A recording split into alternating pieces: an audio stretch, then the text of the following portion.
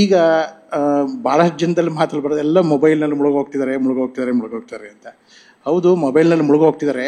ನೀವು ಸಶಕ್ತವಾಗಿ ಅದಕ್ಕೆ ರೀಪ್ಲೇಸ್ ಮಾಡೋದಕ್ಕೆ ಏನಾರು ಕೊಡಬೇಕಲ್ಲ. ನಾನೇನು ಮಾತುಗಾರನಲ್ಲ, ಒಬ್ಬ ಪ್ರಕಾಶಕ ಮತ್ತು ಓದುಗ. ಮೊದಲಿಗೆ ಇಲ್ಲೇನು ಹೇಳೋದಿದ್ರೆ ಒಂದು ಕೃತಜ್ಞತೆ ಅಷ್ಟೇ ಹೇಳೋದು. ಮೊದಲಿಗೆ ದಿಲೀಪ್ ಕಾಮತ್ ಅವ್ರ ಪರಿಚಯ ಆಗಿದ್ದು SR ಹಿರೇಮಠರ ಮೂಲಕ. ಯಾಕಂದರೆ 2016 ಅಥವಾ 16 ಅನಿಸುತ್ತೆ, ನಾನು ದೇವನೂರು ಮಹಾದೇವ ಅವರು ಮತ್ತು KS ಪುಟ್ಟಣ್ಣಯ್ಯ ಮತ್ತು ಹಿರೇಮಠರು ಮತ್ತು ರೂಪಾ ಹಾಸನ್,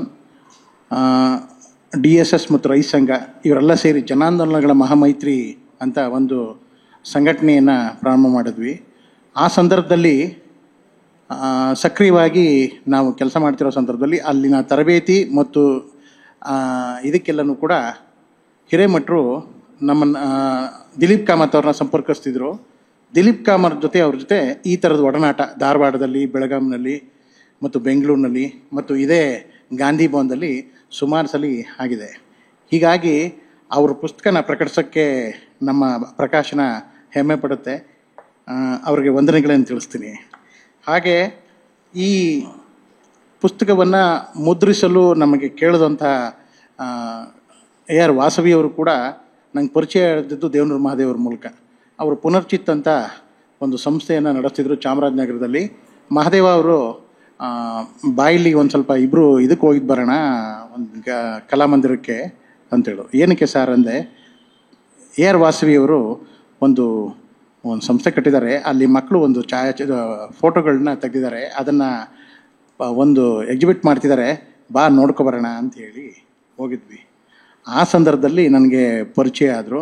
ಅದಾದ ನಂತರ ಸಾಹಿತ್ಯಿಕ ಕಾರ್ಯಕ್ರಮಗಳು ಮತ್ತು ಹೋರಾಟ ಮತ್ತು ಜನಾಂದೋಲನಗಳ ಮಹಾಮೈತ್ರಿ ಬೀದರ್ನಿಂದ ಇಲ್ಲ ಬಸವ ಕಲ್ಯಾಣದಿಂದ ನಮ್ಮ ಚಾಮರಾಜನಗರ ಮಲೆಮಹದೇಶ್ವರನ ಬೆಟ್ಟದವರೆಗೂ ನಾವು ಒಂದು ಯಾತ್ರೆಯನ್ನು ಮಾಡಿದ್ವಿ. ಅದರ ಸಂಪೂರ್ಣ ಇದನ್ನು ನಾನು ಮತ್ತು ನಮ್ಮ ಸ್ನೇಹಿತರು ವಹಿಸ್ಕೊಂಡಿದ್ವಿ.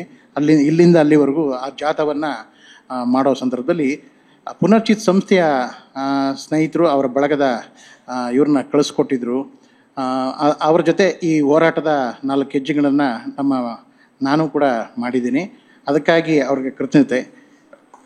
ಇಂಥ ಪುಸ್ತಕಗಳು ದಾಖಲೀಕರಣ ಆಗಾಗ ಆಗಬೇಕು. ಯಾಕೆಂದರೆ ಮುಂದಿನ ಜನ್ರೇಷನ್ಗೆ ಇವು ಒಂದು ಪೂರಕ ಪಠ್ಯಗಳಾಗ್ತವೆ. ಯಾಕೆಂದರೆ ಈಗ ಭಾಳಷ್ಟು ಜನದಲ್ಲಿ ಮಾತ್ರ ಬರೋದು ಎಲ್ಲ ಮೊಬೈಲ್ನಲ್ಲಿ ಮುಳುಗೋಗ್ತಿದ್ದಾರೆ ಅಂತ.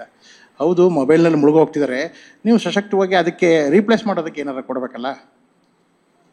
ಅಂಥ ಪುಸ್ತಕಗಳು ಒಳ್ಳೆ ಪುಸ್ತಕಗಳು ಬಂದರೆ ನಮ್ಮ ಅಭಿರುಚಿ ಪ್ರಕಾಶನ ಪ್ರಕಟಿಸೋಕ್ಕೆ ಸಾಧ್ಯ ಇದೆ.